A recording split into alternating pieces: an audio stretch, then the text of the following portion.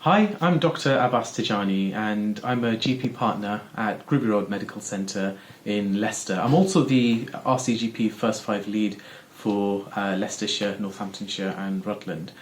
So as you know, we're in the middle of the coronavirus pandemic, and this is something that's hit the medical sphere in quite a substantial way. As GPs, we're usually used to dealing with uncertainty on a day-to-day basis, and this has just become multiplied because we've all started working in very different ways. So what this has meant is that we've all started consulting virtually, so online, via the telephone, and this increases the difficulty with managing uncertainty, because usually when you're managing uncertainty in general practice day to day, you've got a patient physically in front of you, but with the way that we're consulting at the moment, the amount of uncertainty is more heightened because you have to deal with things that you are listening to over the phone or things that you're seeing face to face.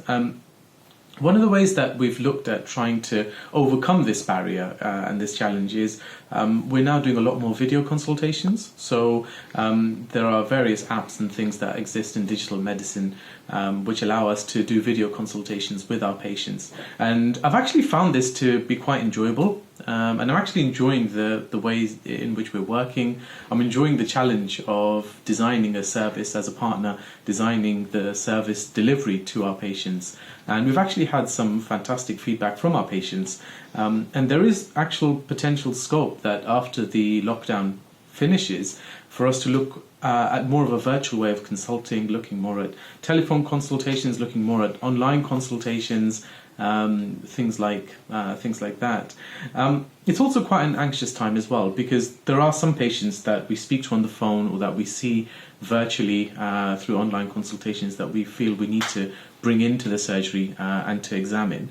But within our own surgery, we've decided to be a little bit innovative as well. So we actually rented a porter cabin and we've put that in the middle of our car park. And that, because our surgery is quite small, so we can't divide it into red zones, amber zones and green zones, we have put the porter cabin in the car park to become our makeshift red zone. And that actually is working really well because patients can drive up in their cars, remain outside of the surgery environment and go straight in. They themselves wear a mask, and then once a phone consultation has taken place with them in their car, they go in, put on the mask, wait for a GP to come in and examine them, and we minimize the amount of contact that we have with patients that could potentially have coronavirus, and then very quickly leave and dispose of our personal protective equipment into safe disposal areas for them to be cleaned and replenished and used the following day.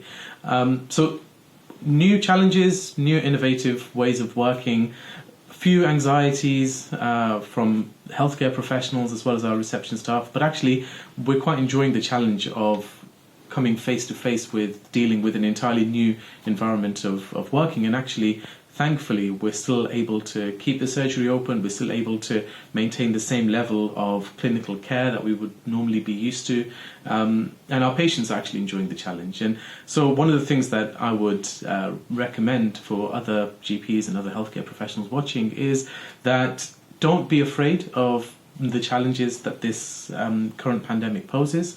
Don't be afraid of finding new or innovative ways of working, because actually in the long run this may benefit you in your general practice day to day once the pandemic settles, once the lockdown settles.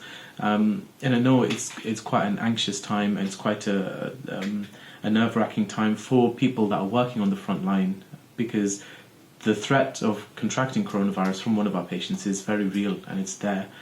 But my advice would be that try to protect yourselves as much as possible, look after your own mental health and well-being. There are a variety of various apps out there that look after the mental health and well-being of healthcare professionals, and I'm sure you may have heard about them, and if not, please feel free to speak to us at the Royal College, and we are more than happy to furnish you with some advice of apps and things that are available.